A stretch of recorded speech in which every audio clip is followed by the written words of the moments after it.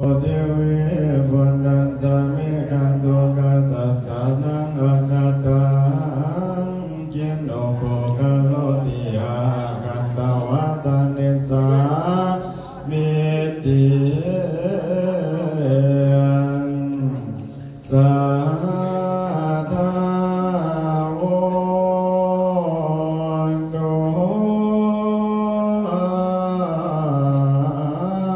สัพพริสัจเจ้าทั้งหลายผู้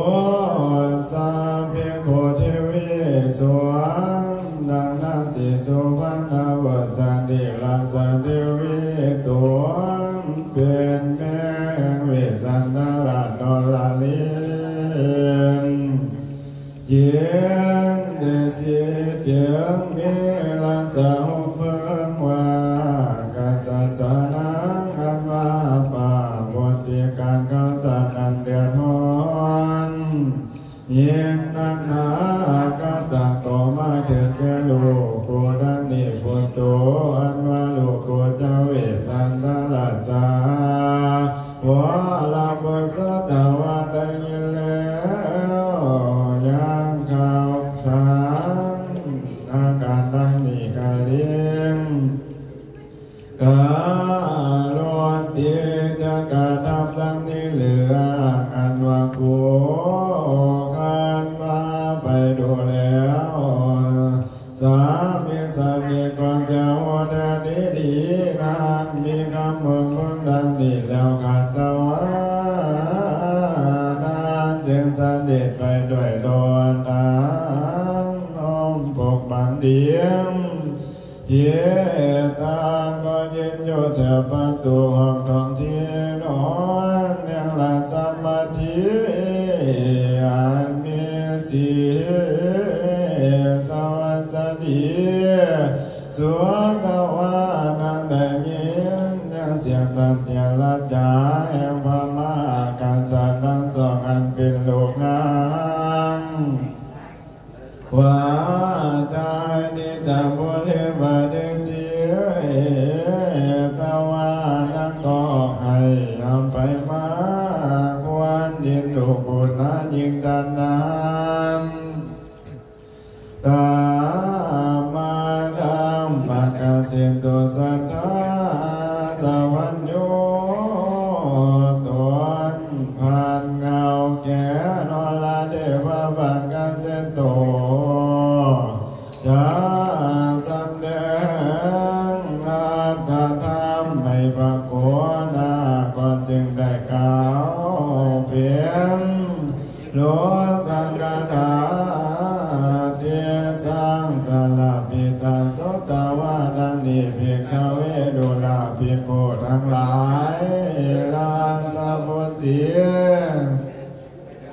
อันว่านาบุษดิสิสุภังคันว่าได้ยินแล้วจังเสียงตานเกลัจาเห็นดวงนางกาวาลาบุตรธรรมโนสาคือมหาเวสันตลาสาเลละสามาธิสีสาวไพเหตุตนดังนั้นแลว่าเพียงในวันเดียวตะวันนั้นก็ไงทำไปมาด้วยข้าวความวิสังมิกาจิตากุมเกี่ยงความเพียรแล้วและตายไปเสียโยแม่ว่าอันพระเจ้าก็กล่าวมีชีวิตอยู่ดีๆอันว่ากุมปาทิตวาตนจะพาข้างขาดแล้วแหละตายไปประการหนึ่งกูผูกมันหักก็โดยเสือแล้วและตายไปเสียโยเพียงอันมาเสด็จกูตามีชีวิตแล้วและปัสสัจจังบุเวรและดวงนาทั้งสองมีดินลีสิวิโยอันว่าเราสีพิลานอามาโหเสนากับปะพาเสติดังนี้เหลือจากคำมียังโลกนาลาว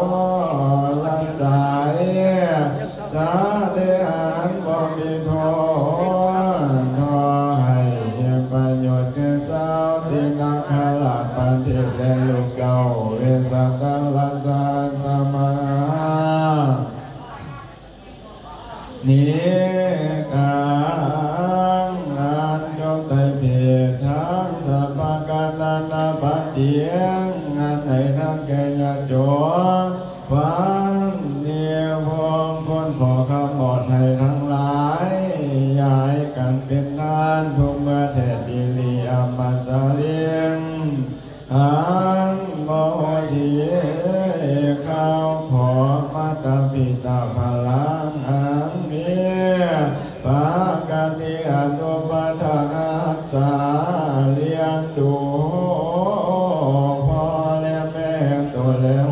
เขาลบย้ำยิงย้ำผู้เดาผู้แก่ในกุลละสวงอัญญาอิตางันการทำให้เป็นประโยชน์แก่พญาและญาติการนิมิตทั้งหลายและวิสันตละสัทธานิตังอันกระทำให้เป็นประโยชน์แก่สาวสีพิลานอาทุสกังอนาโทษบ่ได้ลักขใจลักสมบัติเจ้าเมืองแห่งตนนิจามสาวสาดีอันวานังวสาดีลาสาเทวีบาลีเทวิตาวันก็ให้อัมไปและอัมมาอาสาเสียตะวันนังก็เราลงแล้วยังดูแก้วหางาคาลาบนทั้งสองเชี่ยคอยอ่างยิงคอยยังดูคางคำบนทั้งสองใจแล้วแล้วนางแก้วก็เสด็จไปสู่สามนางกังขาวลาบัวลงมาสีสดใสไอสอวลาสามิกาก็กาวาเทวะเขาไว้บังโบเพียงเจ้ามาโดนีอันว่าห่วงเบิ่งอันนี้กาลังอันแม่ห่วงแหนบ่ได้ขอเป็นสาทั้งหลังดังแก่สัตว์ทั้งหลายวิญญาณ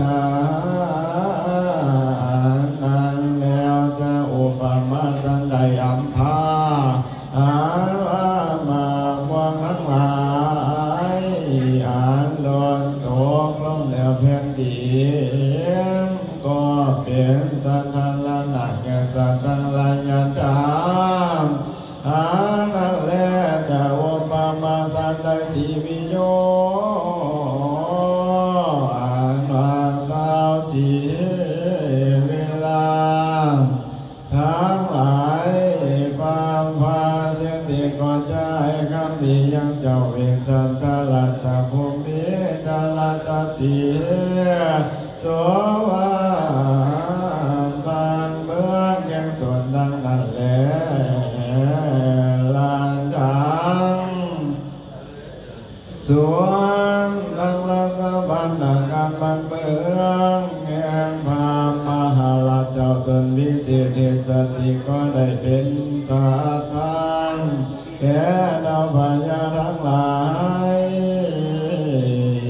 วังยันหาก็มีอุปมาดังนี้ก็กะเลยปากการเนื้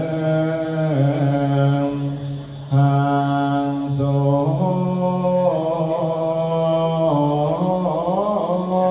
ลาสาหงเนียงเกียนบันโตอันมีเพียงและหางล่างไหลเหลาลอนตกเสียงยังบินนี้ไปก็บ่นี้ไปนิสันโนขอจับโยในสา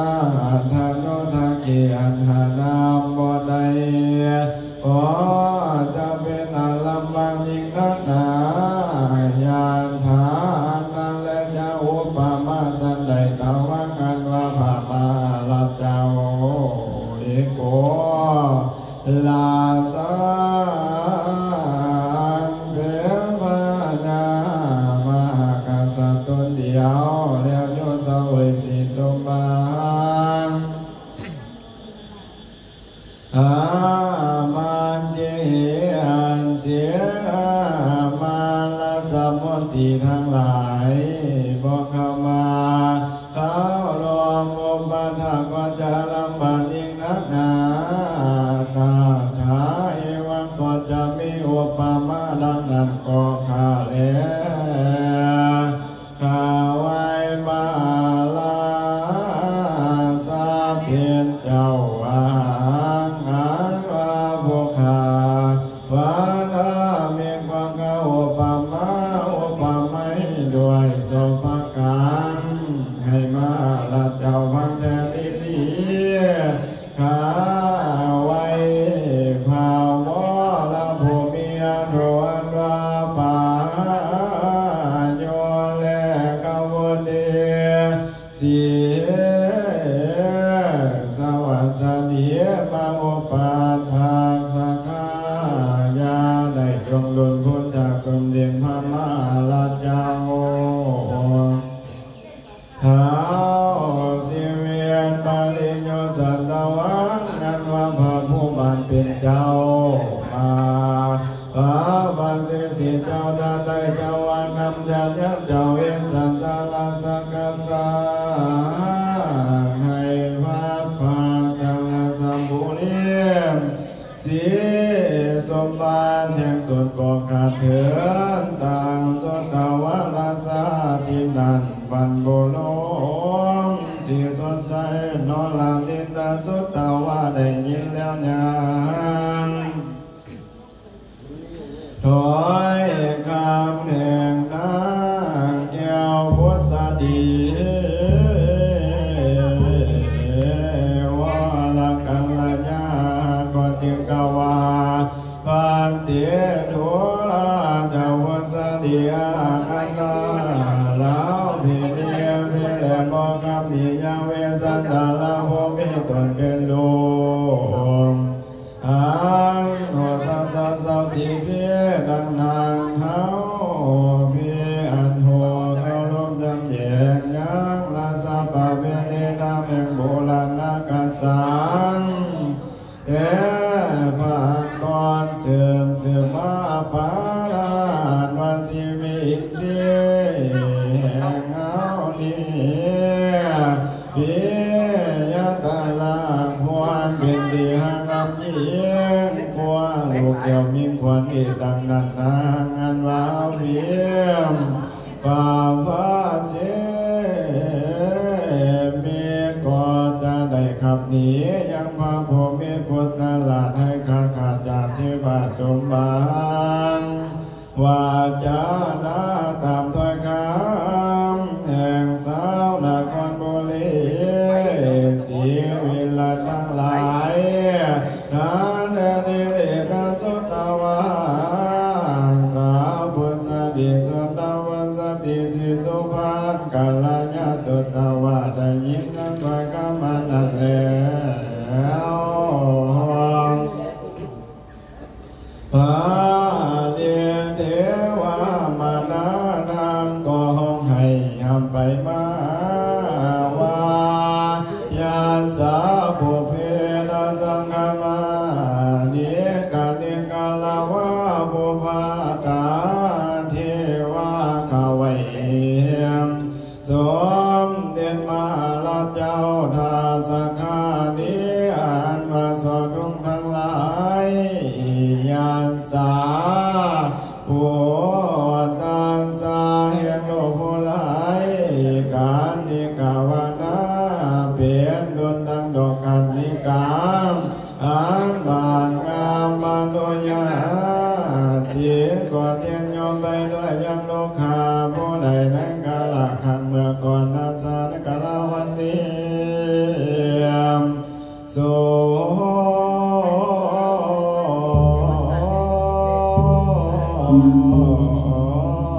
บุญโต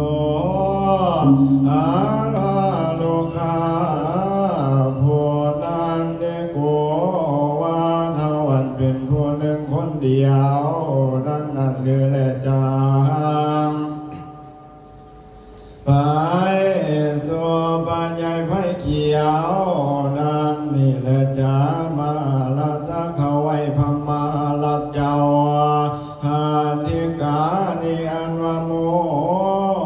สร้างทั้งหลายอันมาแห่งโลกภูคา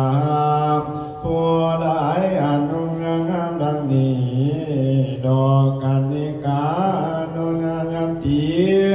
ก็เทียนโยมไปด้วยตามไปเห็นยังดูผู้ข้าผู้ใดในกาลคันเมื่อก่อนนัดสามในกาลวันนี้โสดผู้ตัวว่าลูกผู้ขาดังนั้นเหลือ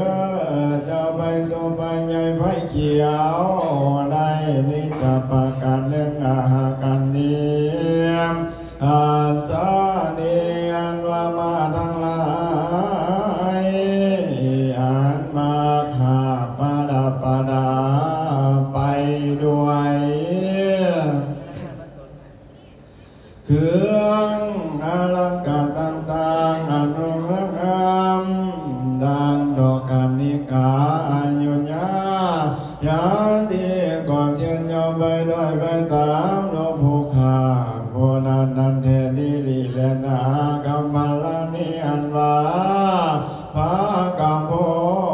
ลอันวิเศษอันมาเกิดในประเทศหองคันดังลานครสีเมีย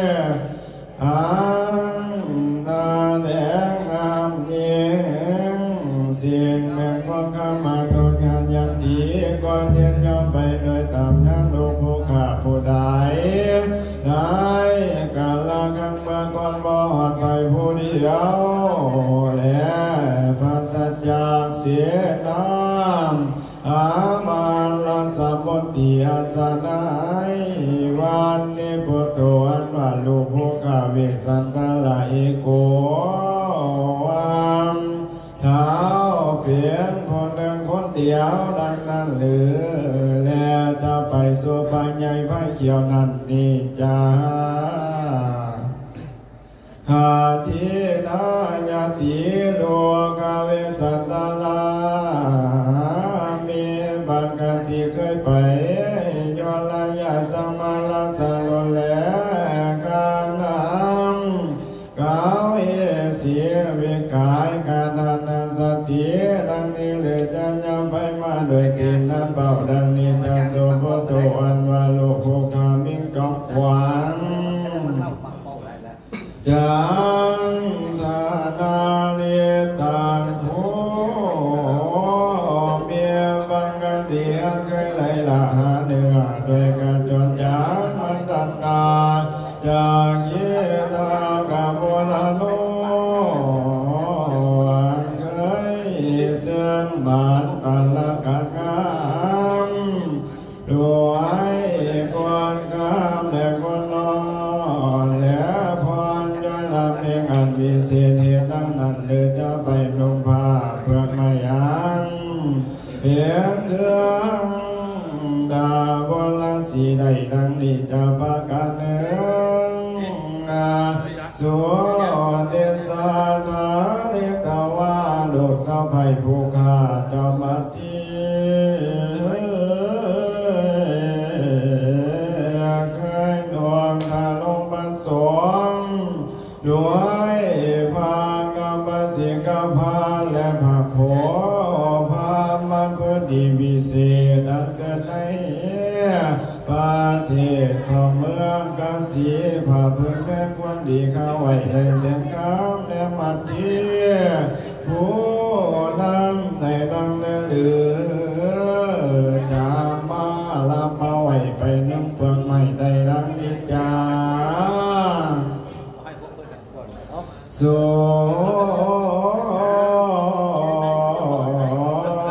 เดียสาบาลิยาเยตาวาโลกสะไพพวงคาเจ้ามาทีมีประการประกาศอันเคยไป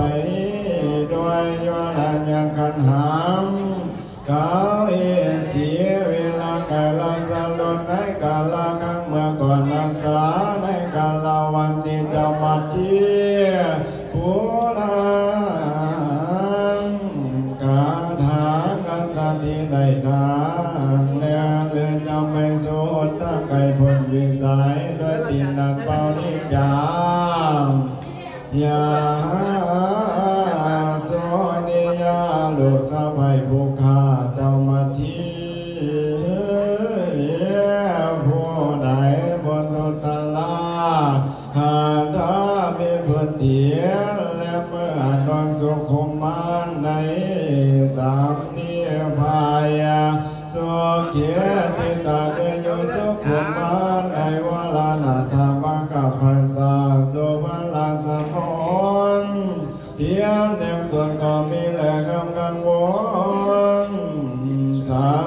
ยธรรมาลติกาติสามาธิทิสีสาภัยภูขาภูนังนาสนุสังเคีมีหวงอันซอยสวมกบงามยิ่งนักหนามิลันที่พวกกันที่กันเคยทัดทานลงดอกไม้แล้วเลยไปก่อนนางนางสนมนาสกัลญาสามขายานาวาได้16,000ทานแล้วสารนักาลาวันนิสาสุนิสานว่าลูกสาวไปภูขาเจ้ามาเทียผู้ดังกะดังกะสติได้ดังลือเหลือจะไปสุบางกายสมเด็จใส่มาวิได้ดังนิจาสา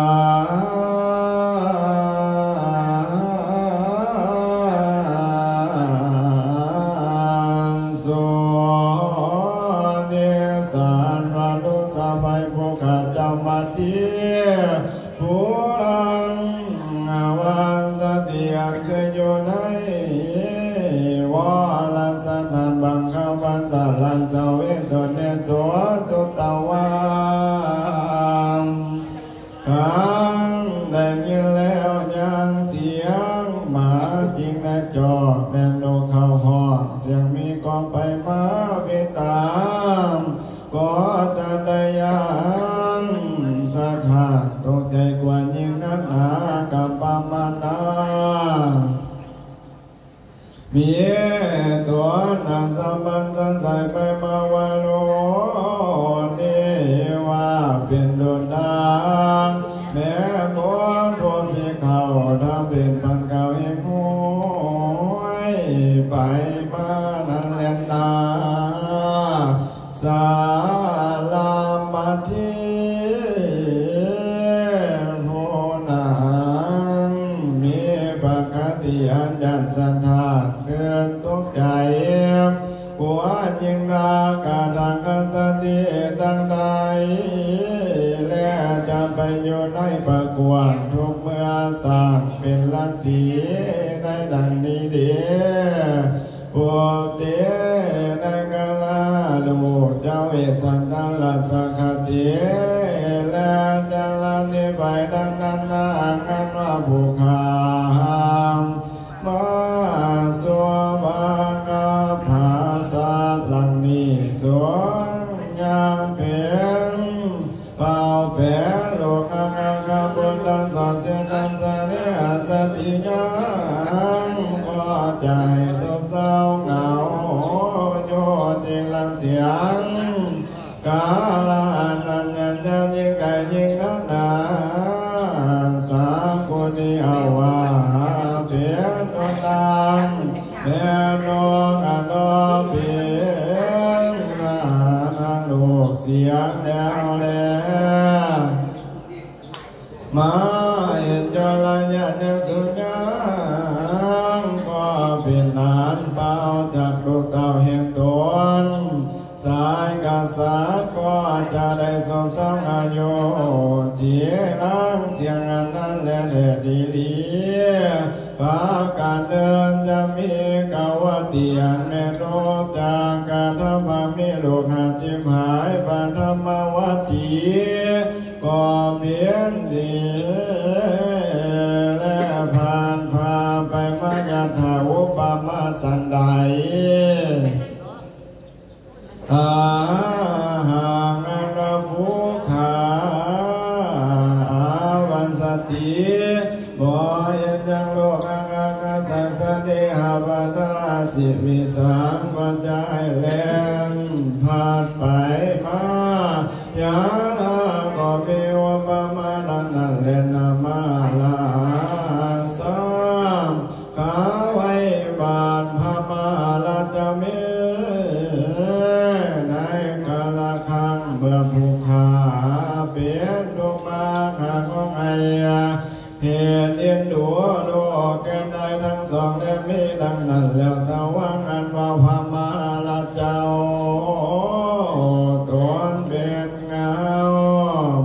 สามิกาปปะเสเสก็มิเลมาคำนิยังเวสันตัลลัสสา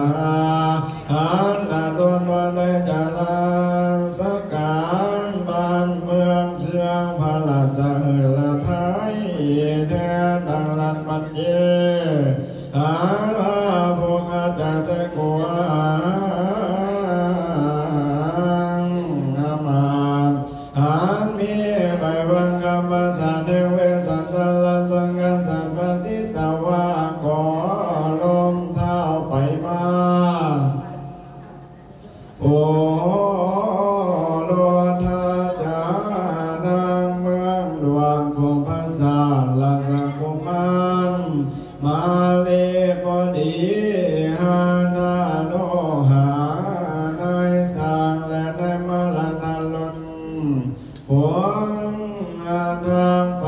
เตียนกำเลยคนสันนิเสือไก่หันธรรมเนโพวนาเวียสันตลัสสะภูมิปางประกันสุทียงก็เลิกเคลื่อนยังแข็งทั้งสองไว้เหนือคำมองแล้วก็ให้ไปแล้วมาก็มีเหลือกาสากติญาสัญญาในกาลกังเมื่อได้เสียงแห่งเคลื่อนหานนั้นแล้วแสงพระสุริยาบุขึ้นมาบานเสียนาผู้อาศัยในทุกแดงยังตุลมาลาทานดุมยังบอกกาโลเจเสียก็เมื่อทุถวายยังเงียแก้พระมาลาเจ้าเทวาข้าไว้พาบาลาสมาลาสาอมพระเพียรเจ้าแก่ผู้ข้าทานังอันวสันตสัตตมาทังแห่งพระผู้บานเจ้าเสื่อสารเงาวรณโยผู้ข้าได้ตกแต่งเป็นผัวนนตละมาทั้งแล้วสัวประกันก่อกันแล้วธรรมาสัตว์ได้กันละขังเมืองนันบ้านวิจันตลักษณ์ตุนวิเศษนามาเบตวะสันโหสมเกียรติเก่าผัวเสตาวะก่อนได้เสวยกานำผัวสนาหารมีหลายประการต่างๆดูสันเนนลังกากาเลี้ยงสตวะปันดาองค์ขันตนด้วยเครื่องอลังการและมีโมเสนาหาและมาดมาสติโยธาหากันมาเป็นปริวันเป็นหล่อมและแห่งนอนตามหลังหาดาสาราสากานาลาภรโตดูลาสาวทั้งหลายท่านี้ในกาลปันนิสัจเจ้าเวสันตลัสสะกัสสังท้าตวาเจ้าก็ให้แล้วยังมหาทานนั้นมียิ่งมากนักนากัตวายังหาทั้งหลายให้หาที่เพิ่งบ่ได้เกลานิคามติได้ดังนั้นได้ยินว่าดาวนิราวุลิลาจาลาภาษาแก้วละนามหายอยู่ในป่าไม้ไผ่นาผู้พลังมายังเอาทางหลายจะเข้าไปสู่สามนางเมียงบกาลเจ้าผู้ใดจะให้หาเลี้ยงชีวิตยิ่งเหมือนดังยอมจะมีเวสันตลัสสะกัสสะดังนี้แลผู้ขันว่าเขาตาเจ นิลวาเลียงเทวิสุของไงไปมายิงนังนาธรรมะดังปังกันเสียงตัวสังฆาอาเวกเวดูลาเวกุลังลายเวสันตโลไอเมื่อเวสันตลัสสะกันสังลาดาวเดหันใจจำเมืองเมืองเกี่ยวบ้านเมืองแดนเท่าสิวิลันนิกรรมติจาสันเนตอนนิจวันเขากันนาบุเลเสียวลาบาเสใสไปอยู่ในปากแก้วเขาวงกวนบางพวกกิเลสในกาลกรรมเมื่อยำใดเดียวพระกาลาน้อยญาจงวันที่พวงพ้นขอคำบอกเขาก็ยังใหญ่กันสุดสะดมพระวิสันตลัสสะจอมธรรมสามปกติเขาก็สายยมทุกเก่าลงปินตาไปมาด้วยภาษาไงต่อการบาพนโตดูราสาวทั้งหลายสนานว่าคนทั้งหลายอาเสสูงขอใจมาตัดเสียยังไม่นิ่งพอตัวย้ายอันทะลงลูกได้มากันลำเลินอันเกิดเนื้อสาวเอาทั้งหลายอาธรรมมวลว่าสภาวะอันบ่สอบประกอบด้วยลักษเวนิทั้งอาริยบุคลาเจ้าทั้งหลายกีฬาวันเด่นตะวันได้ยินแล้วไปได้โลกทั้งนี้และคนทั้งหลายจะห้องให้ดอกพระเวสสันตลัสสะเจ้าโดยประการทั้งนี้และนาเวสันตโลลัสสะมาพยาเวสันตลัสสะกัสสัง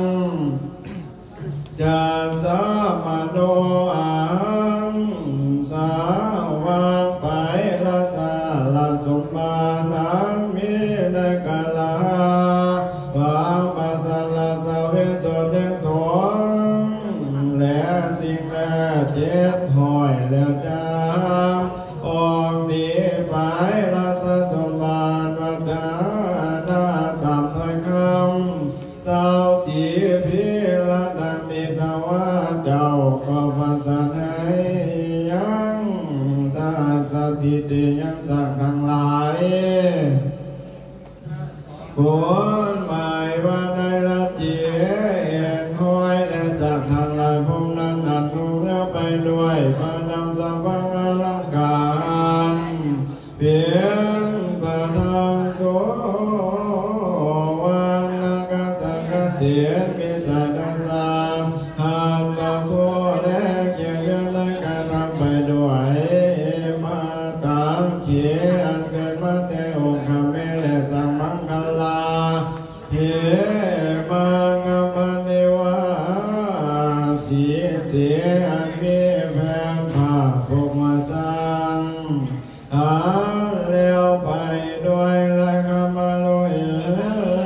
เอข้ามีเยดานายสังทั้งหลายมีมือถือขอกำหอนแนวและเกินเย่พร้อมทุกตัวและพระเวสสันตลัสสะกัสสะตวะขอปัสสะกัสสะนัสสะติยังมาทั้งหลายคนหมายว่าได้จิตหน่อยอันยุ่งเมืองไปด้วยสัมภาระกันทั้งมวลอาสานิเยยังเพียงหัวลงทั้งหลายควรหมายว่าได้จิตหน่อยตัวมีหัวอุสุภลาเปลี่ยนจอมบานแก่เพียงหัวลงทั้งหลายมีพลาสนัตยันคำสังลางหามห้องเอานำลงวันนั้นก็ไปเปลี่ย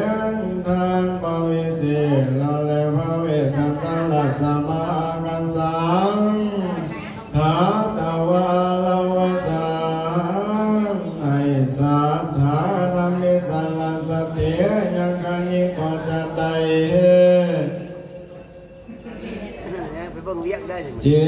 ดห้อยขาซ้ายก็ได้เจ็ดห้อยและไข่ทั้งหลายพวงนั้นหาเจ้าได้สั่งสอ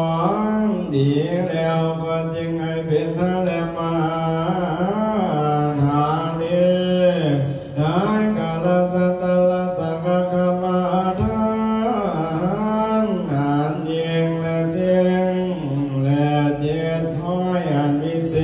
ษอ่านภเวสัตตละสมาธรรมปาเทียนนิมและประสาทได้เป็นทั้งแล้วและดังนั้นเรียนสัตตละสาวละจอมธรรมปัสสมาลิยโตเจ้าก็เลิกเขื่อนยังพระกวมเมื่อไว้ทั้งเหนือขมอมนอกนมัสการไว้มาท่านดูตาการเรียนยิ่งส่วนดังสัวเสียงสภาลังการสาริยายิเมื่อนั้นบานละสัจจันทั้งหลายหมายมีแผ่นดินไหวเพียงตนสนะก็คำเพื่อเราเกิดมีได้กาละยำนันเตียนาบุตังอีกดังนั้นพาเจ้าเทียงสนาวาตาทาสีพิสนกาตาทาสีโลมากาสนังมาทานเทพาเทียงเทียงเยเมนัลานิสยกาภาลมันตาดังนี้เป็นเขาโพสาลิปาดุลาสาลิบุมาทานเนได้กาลคำมือสัตตมาทังอันวันทวนสัมภาระกาลัญญาพยาวิสันตลังสมาทานปาเทียนนามเมปัสสะยังเป็นทานดังนี้และยังมาวยดาได้กาลยามได้เมทานิอันว่าแผ่นดินหลวงดวงดาคันสยาว่าได้สองแสนสิบหมื่นโยนสาธากาเจตเจตนาบได้สัมภวะกัมภาปลัมมัตตะกวันไหวไปมาวัตถุกรรมทั้งนำมาสมุทรก่อคำเผือกเยือกที่พ้องนองละเหินผ่านพงเดินไปมาตาทาได้กาลยำนังเพียงสันนากังโดมาหางสันทันนังหางว่าสัจจันทังมวงนานควรพาเลสะพงกัวนานหัวสะพอนสยองเก่าเส้นบนหัวลงก็เกิดมีได้กาลวันนำเรสันตโลละสัพพยาวิสันตลักสังกัสสังอาทาสีอันได้ประสัญญมาทังนั้นยิงและสิ่งและแสงและเจ็ดน้อยใดดังนั้นแล้วเทวตาโย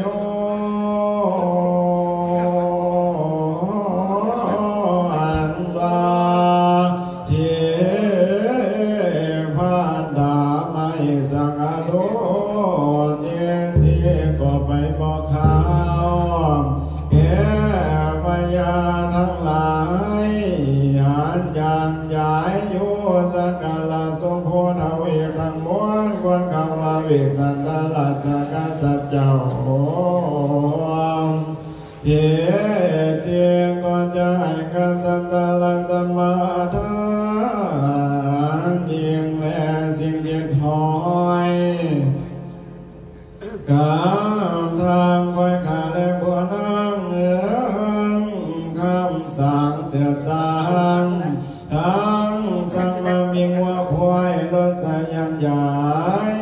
ได้เกี่ยวพร้อมตัวเดดิและนาคันติยามเบิดนานบางเท้ามามันตลาดเกี่ยวบามากันตะวาวกันมาโดยพลังให้ทานนำมาทานอ่านมาโดยอนุภาพแห่งเทวดามาเหสังฆกาลทั้งหลายผู้วิเศษกายตะวันนำเอายังนั่งพุทธลาคิวคงขาดเอวโกงอยู่ทางทรงลมดูไปคำนั้นคอยคาไทยยิ่งใสทางรักษาละทั้งหลายทางมาเลือนสารเทียมเสื้อผ้าดีกันสุขมันย้อนบุญเจ้าพาพญาเวสสันดรในนครลักษาเจ้าก็บัดนาให้แล้วยังทรงหนีเขายินดียุมหัวอยู่ทางขวาทางข้างพวงทางลงลำยืเครื่องบ่อใส่ประมาณเดียวสามารถนำมาเท้าพญามาสาทวายเขาได้แล้วยังทางเกี่ยวพระภูมิปากกามิสุโกหนีไปสู่วิสัยประเทศเขาสุเขตเป็นตนทุกคนก็มีแรงตาตาถาในกาลยำใดทานี้ในกาลกังเมื่อการสัตทันหลักสมาธรรมอันมีเสียงอาหังเวสันตังลักษะพูเทลาทาวัสนัยเวทานมันยิ่งนังนามาคำสีเจ้าก็เสด็จเข้าไปสู่วังกวาสาแห่งตัวแล้วจึงมีลาสจิตดาวาอาหังวะภูกษัตริย์ขันติยโสภันวันเดตวะจะได้ไปไว้ยังภาวะลาปิตุตละสมันดาเพียคามาเนสามีก่อนจะออกดีจากนครบุรีสีวิภัตตาได้กาลนาสังกามิลาสจิตตาดังนี้แล้วขันตัวก็เสด็จไปสู่วัสลาสเวสโสแห่งภาวะลาปิตาด้วยราสลดปาดาปาดาคือมาที่เพียแม่นวลาสัมปทิสีวลกัลยาก็มีลาสจินดาได้ละหละไทยว่าห่างอันว่ากูจะไปไว้ยังภาวะลาปิตาเลลาสมันดาขออนุญาตขอโอกาสจะออกล่างอีไปบวชเป็นฤาษีเรียงคำต่อพระผู้มีแก่นเงาตนเป็นเจ้าหัวขวางขันวานาอัมพังสามนี้แล้วนางเกี่ยวมาทีลาไว้เวียงเจืองเข้าไปสู่สำนักอาคาวะลาบุลมสวงตนเป็นพญาตนเป็นผัวทุนเมื่อไหวเหนือกรมกาพระบาทไทยราชปิตาก็มีแรงนามาสันโตอาณาเวสันตลัสสัมภูพิก็จะอุปสังกมิตวาเข้าไปโดยพลังบัณฑิตวาก็ไว้ยังวังสานังสองอันเปลี่ยนพลเมตตุนแล้วก็กาวยาสภาคมนากิญาจะออกนี้เจ้าพลังนครบัวเสียเวลาตามธรรมปากสิตัวสานา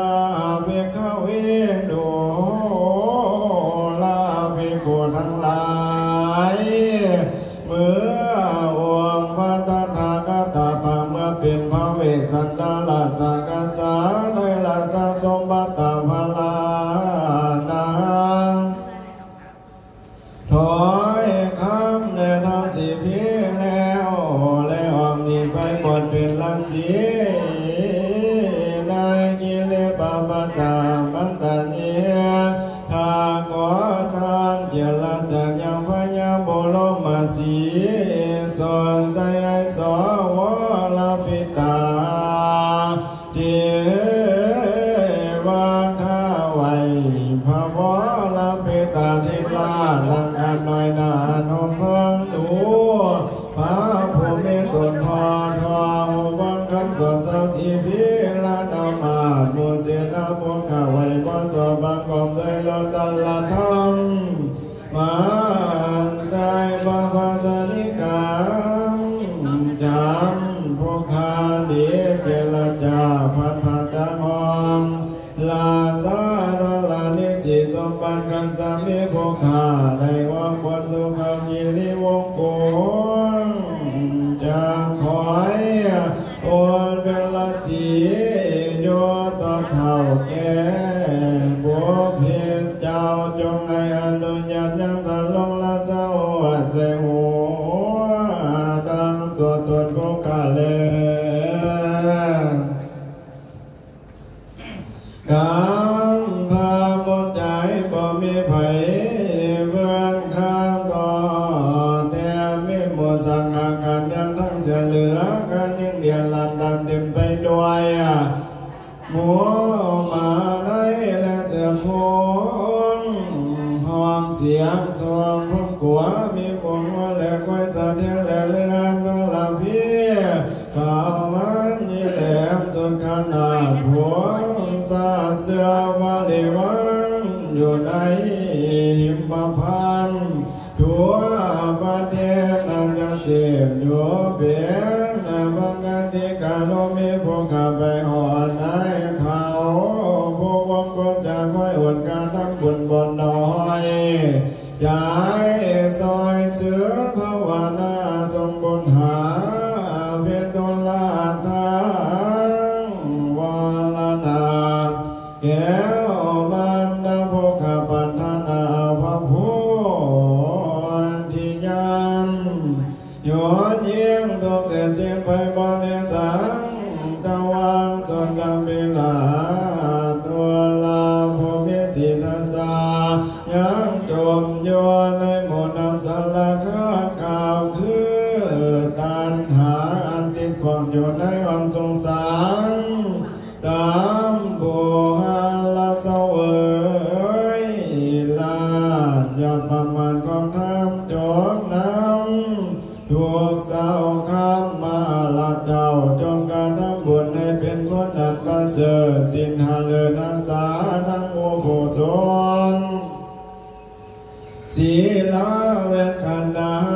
เพียรตุลาเจ้าจงสมบูรณ์ให้เป็นมงคลทั้งผู้ขาจาเพียรกรรมภาวนาพ่อแม่นั้น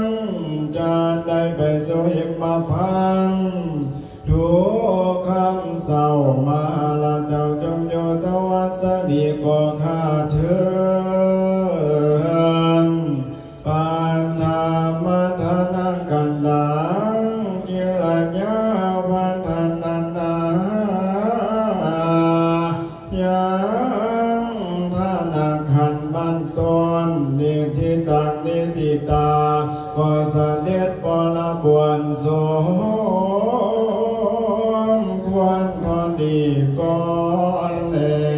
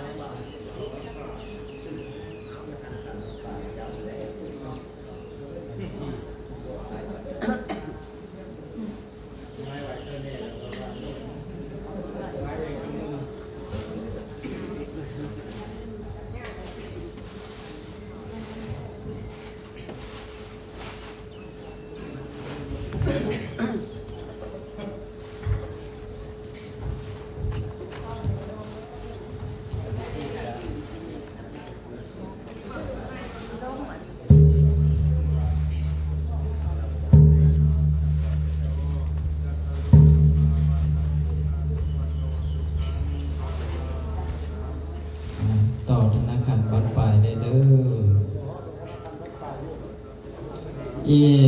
ติมหาสโตอิมาหิจิตาหิอัฏฐาปิตาลาสัตถิกติตวามหาสโตภะมุลมผลทิสัตตนวิเศษตัญจันลจากัปปลภาวรปิตาทิลาโดยบัตรคาถาทั้งหลายสิบประการด้วยฝูงแล้วเจ้าก็เสด็จไปสู่บังคับภาษาแห่งพลัดพุทธสดีสิสุพันวรมันดาก็ไว้ลงพมโลภย้ำแย่ยิ่งหนักหนายังพลัดมันดาอันจะให้อนุญาตยังเกียมเดียอันจะปวดสังพันวดเป็นลัทธิโยงคิดเลี้ยงก็ยิ่งเจ้าก็ยังยิ่งจันตาลาจาวาเข้าไว้พลัดมันดาเป็นเจ้าก็วอนรักกันเงามันดาอนุสานิเหกูก็คงให้เจ้าจงงานโดยใจดำกันอาจจังบวชแห่งคงคางเถิดอันว่าเกียรติญาอันบวชนั้นบ่เป็นการอันบริสุทธิ์ก็เพิ่มใจให้แก่ผู้กาเหตุว่าเป็นกำพาพัฒนาแม่นรุ่นหลังขันว่าผู้ค้าขาสายาอันว่าสองวังเป็นแล้วยังมังเจ้ามังคุณอันเกิดกำบนผู้กาให้เป็นทานโดยการทันนาสันดานอันสนิทยังไปยังเมืองไขว่ายับย้ายถอสังย้ายคำเขื่อนเดือดแค้นไทยบัดนี้คงคันแล้วแม่ออกได้แหวนไก่ก้อยเลยนะเข้าไปในพงไพสมสู่เล็กตุนอยู่ไก่ผู้ในพงไว้ในญาติในเครื่องขับลงไหลหวงถวายฟันเป็นให้เตือนแหกให้เพื่อเสริมสิง